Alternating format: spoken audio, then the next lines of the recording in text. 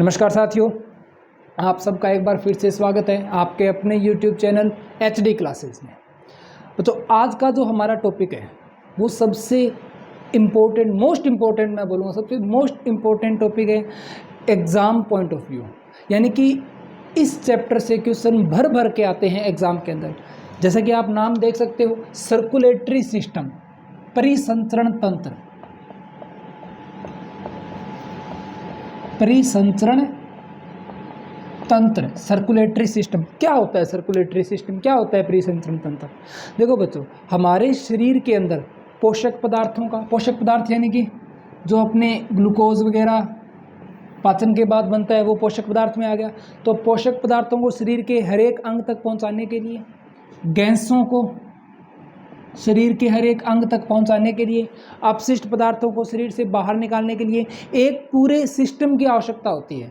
और उसी पूरे सिस्टम को ही बोला जाता है सर्कुलेटरी सिस्टम, परिसंचरण तंत्र। और मानव के अंदर ये परिसंचरण तंत्र, ब्लड जो होता है, रक्त जो होता है, ये काम कंप्लीट करता है। या मैं ऐसे बोलूँ कि जो परिसंचरण तंत्र है इसके मेनली 3 भाग होते हैं। परिसंचरण तंत्र के मेनली 3 भाग होते हैं, जिसमें से एक होता है हमारा हृदय, हार्ट। ये इसका सबसे इम्पोर्टेंट पार्ट होता है, क्योंकि हृदय क्या करता है बच्चों, ब्लड को पंप करने का कार्य करता है। दूसरा होता है ब्लड वेसल्स, ब्लड वेसल्स, रक्तवाहिनियाँ। रक्तवाहिनियों के अंदर शिराएं और धमनियाँ आती हैं, जो कि शिराएं और धमनियाँ, आर्टरीज और यानी कि वेन्स और आर्टरीज आती हैं, जो कि क्या करती हैं, ब्लड को एक स्थान से दूसरे स्थान तक घुमाने का कार्य करती हैं, लाने ले जाने का कार्य करती हैं। और तीसरा जो इसका पार्ट होता है वो होता है ब्लड। इन तीनों को मिलाकर ही हमारा पूरा क्या बनता है, सर्कुलेटरी सिस्टम या परिसंचरण तंत्र। हमारे आज के इस पार्ट में हम सिर्फ हार्ट के बारे में जानेंगे, हृदय के बारे में जानेंगे। ऐसे ही अगले पार्ट में हम आगे जो अभी अपने बच्चे हैं उनको कंप्लीट करेंगे। तो आज का जो हमारा वीडियो रहेगा वो मेनली फोकस्ड रहेगा ब्लड के, सॉरी, हार्ट के ऊपर। तो आज हम किसके बारे में पढ़ेंगे, हार्ट के बारे में पढ़ेंगे। तो आइए शुरू करते हैं। हृदय, हार्ट। अच्छा, ब्लड सर्कुलेटरी सिस्टम या सर्कुलेटरी सिस्टम की खोज किसने की थी? ब्लड सर्कुलेटरी सिस्टम या सर्कुलेटरी सिस्टम की खोज की थी विलियम हार्वे ने। यह भी कई बार बच्चों पूछ लेता है, तो ये ध्यान रखना, खोज किसने की थी, विलियम हार्वे ने की थी। अब देखो, सबसे पहले अपने एक बेसिक बात करते हैं कि ब्लड जो हार्ट होता है वो कैसा होता है। देखो बच्चों, अगर मैं हार्ट की बात करूं तो हार्ट कुछ इस तरह का होगा। वास्तविकता में ऐसा नहीं होता, वो अपने अभी देखेंगे। पर कैसे काम करता है, हार्ट का काम क्या होता है, शरीर में कैसे ये फ्लो करता है, उसकी अपने बात कर रहे हैं। सबसे पहले ये देखो, जैसे कि ये अपना हार्ट है। एक बार मान लो बच्चों, ये हमारा क्या है, हार्ट है। ये हमारे लंग्स हैं, लंग्स यानी कि फेफड़े, ये हमारा हार्ट हो गया। और ये बाकी की जो बॉडी है।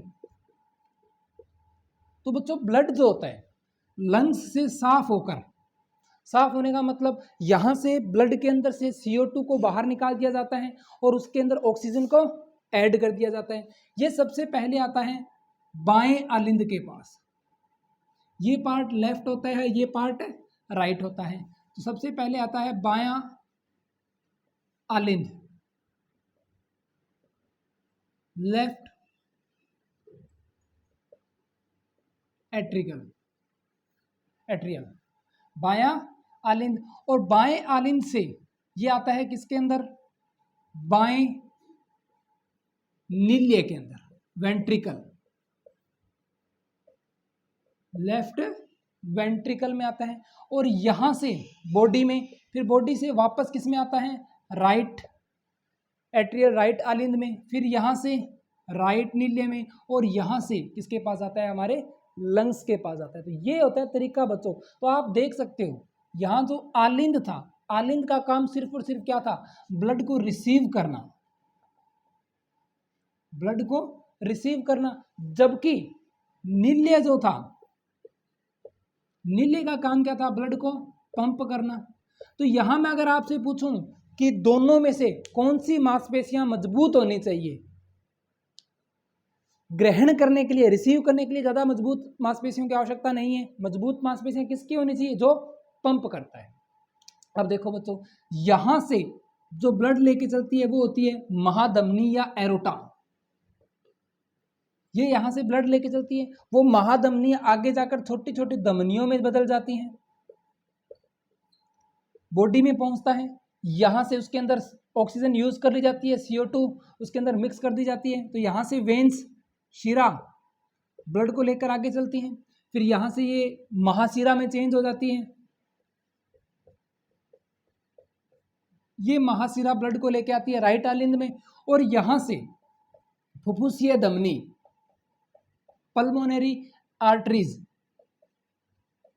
फुफ्फुसीय धमनी ये ब्लड को लेके जाती है किसके पास, लंग्स के पास। तो बच्चों ये डाउट रहता है, डाउट क्या रहता है कि हमने ये सुना है जो आर्टरीज जो होती हैं, धमनियां जो होती हैं, उनमें हमेशा शुद्ध रक्त बहता है, यानी कि ऑक्सीजन युक्त रक्त बहता है, पर यहां हमने देखा ये जो ब्लड था, ये जो रक्त था, कैसा था, अशुद्ध था। तो बच्चों एक बात का ध्यान रखना, जब भी रक्त ब्लड अपने हार्ट से दूर जा रहा है तो वो हमेशा धमनी ही होगी, अब चाहे वो शुद्ध हो चाहे अशुद्ध हो। तो यहाँ देखा हृदय से दूर, हार्ट से दूर जा रहा था तो धमनी, यहां भी देखा हार्ट से दूर जा रहा है तो क्या होगी, धमनी। ऐसे ही लंग से किसके पास आया, हार्ट के पास, और जब भी हार्ट की ओर आता है तो वो शिरा लेके आती है, लंग से लेके आ रही है तो ये पल्मोनरी शिरा या फुफ्फुसीय शिरा।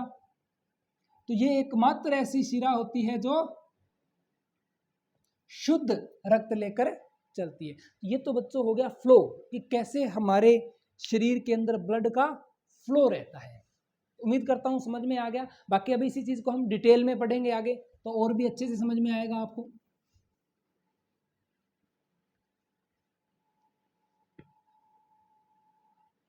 देखो सबसे पहले अपने हार्ट को थोड़ा सा बनाने का प्रयास करते हैं, ध्यान से देखना, ये लगभग बराबर होते हैं, दोनों बराबर हैं, बिल्कुल हैं। जो हार्ट जो होता है वो लेफ्ट साइड में थोड़ा सा, वैसे तो मिडिल में होता है पर लेफ्ट साइड में थोड़ा सा झुका रहता है, क्योंकि इसकी जो इस तरफ की जो मांसपेशियां हैं वो थोड़ी बड़ी होती हैं, जबकि इस तरफ की मांसपेशियां थोड़ी कम होती हैं। और यहाँ आपको एक डबल लेयर दिखाई दे रही है, इस लेयर को बोला जाता है पेरिकार्डियम।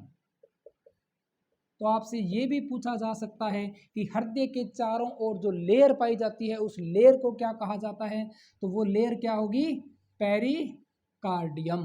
और यहाँ पर एक वाल्व लगा होता है, ऐसे ही एक वेसल्स यहाँ से निकलती है और यहाँ भी एक वाल्व लगा होता है। अब देखो ये थी फुफ्फुसीय शिरा, ये जो है बच्चों ये है अपना दायां नील्य, और ये है ये है बायां नील्य और ये है बायां आलिंद। ये फुफ्फुसीय जो शिरा थी ब्लड को लेकर आई, कहाँ कहाँ पे आया, बाएं आलिंद के अंदर। बाएं आलिंद के और बाएं आलिंद और बाएं नील्य के बीच में एक वाल्व लगा था जिसे कहते हैं बाइकस्पिड वाल्व। इस वाल्व के जरिए ब्लड किस में आ गया, अपना बाएं नील्य के अंदर आ गया। अब ये बाएं नील्य द्वारा पंप करता है, तो ब्लड किस में जाता है, महाधमनी, एरोटा, और इसलिए इस वाल्व का नाम एरोटिक वाल्व, एरोटिक वाल्व। देखो बच्चों वाल्व का काम क्या होता है, वाल्व जो होता है वो रक्त के, ब्लड के विपरीत प्रवाह को रोकता है, जो अपोजिट फ्लो होता है उसको रोकने का काम करता है। आप देखो जब वापस ब्लड को इसने पंप किया तो ये जो वाल्व है ऐसा था, इसके ऊपर से तो कोई भी चीज आसानी से नीचे आ गई, पर जब ये नीचे से फ्लो करेगा तो ये बंद हो जाएगा, तो यहां से तो ब्लड वापस जा नहीं सकता, फिर ब्लड कहां से जाएगा, इस वाल्व से जाएगा। आ रही है बात समझ में। ऐसे ही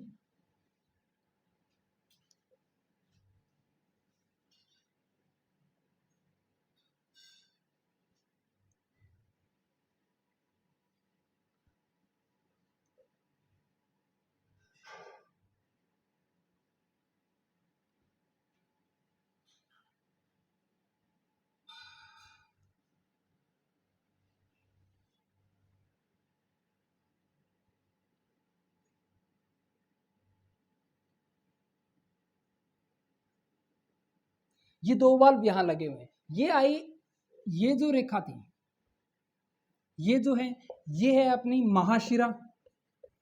महाशिरा उस अशुद्ध ब्लड को लेके आई, इसने कहाँ गिरा, कहाँ आकर गिराया, राइट आलिंद में। राइट आलिंद से इस ट्राइकैस्पिड वाल्व की सहायता से, कौन से वाल्व की सहायता से, ट्राइकस्पिड वाल्व की सहायता से ये कहाँ आया, दाएं नीले के अंदर। और दाएं नीले जब इसको पंप करता है तो ये इस वाल्व के जरिए, अब ये जो है ये है पल्मोनरी आर्टरीज, यानी कि फुफ्फुसीय धमनी, जो कि अशुद्ध रक्त लेके जा रही थी, याद करो जो मैंने आपको बताया था। इसीलिए इस वाल्व को बोलते हैं पल्मोनरी वाल्व, पल्मोनरी वाल्व। तो यहां अगर बच्चों मैं आपसे पूछूं कि वाल्व की संख्या कितनी होगी, तो यहां वाल्व की संख्या कितनी होगी, 4। बाइकैस्पिड वाल्व, ट्राइकैस्पिड वाल्व, पल्मोनरी वाल्व और एरोटिक वाल्व। अगर मैं बात करूं चैम्बर्स की, तो चैम्बर कितने हो गए, 4। ऊपर के 2 आलिंद, नीचे के 2 नीले। और आप देख सकते हो जो नीले वेंट्रिकल जो है इनका साइज भी क्या है, थोड़ा बड़ा है। तो ये लगभग हार्ट की स्ट्रक्चर है। तो उम्मीद करता हूँ आपको समझ में आ गया होगा। तो यहाँ देख सकते हो आप, कहीं भी फीलिंग्स की बात हुई नहीं हुई। हार्ट का काम सिर्फ और सिर्फ होता है ब्लड को पंप करना, ना कि फीलिंग्स को जगाना। अब बहुत से लोग दिल को बदनाम भी करते हैं, ये लो जनाब मेरे से तो सही बनाया भी नहीं जाता, पर ऐसा कुछ भी नहीं होता जनाब, क्योंकि ये जो कार्य होते हैं ये तो हाइपोथैलेमस के होते हैं। पर बदनामी किसको मिली है, बदनामी सारी की सारी मिली है हार्ट को, दिल को। चलो आगे बढ़ते हैं। अच्छा, अगर मैं मानव के हार्ट की बात करूं तो इसमें 4 चैम्बर थे, पर वहीं अगर मैं मछली की बात करता हूं ना, तो मछली के हार्ट में सिर्फ 2 ही चैम्बर होते हैं। ऐसे ही जो रेप्टाइल्स होते हैं, सरीसृप जो होते हैं, उनके हार्ट में सिर्फ 3 चैम्बर होते हैं। और जो स्तनधारी और मनुष्य जो हैं, पक्षी, स्तनधारी, मैमल्स, तो उन सब के अंदर जो हार्ट है उसमें कितने चैम्बर होंगे, 4 चैम्बर होंगे। तो ये चैम्बर की संख्या भी आपसे पेपर के अंदर पूछ सकता है। ये तो आगे बिल्कुल बेसिक बात। अब मैं स्ट्रक्चर की, जो हार्ट है, हार्ट की कार्य विधि के बारे में थोड़ा सा बात करूंगा, जो डायरेक्ट पेपर के अंदर पूछ सकते हैं। देखो, जब ये पंप करता है, हार्ट का मेन काम क्या था, ब्लड को पंप करना। तो पहला क्वेश्चन यही बनता है कि हार्ट एक बार पंप करने में कितने ब्लड को पंप करता है। तो ध्यान से देखना, ये लगभग 70 ml ब्लड को एक बार पंप करने में, यानी कि एक बार जब पंप करता है तो कितने ml ब्लड को पंप करता है, 70 ml। और एक जो हार्ट है वो 1 मिनट में लगभग 70 से 80 बार धड़कता है।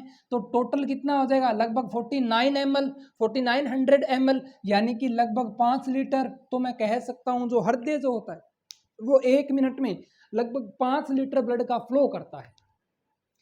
अब बात आ गई प्रेशर की, जो वेसल्स, जो वेन्स जो है, नाड़ी जो है, उसका प्रेशर क्या रहता है। तो आपने देखा होगा हमेशा डाटा एक ऐसा लिखा होता है 120/80, ये रहता है प्रेशर।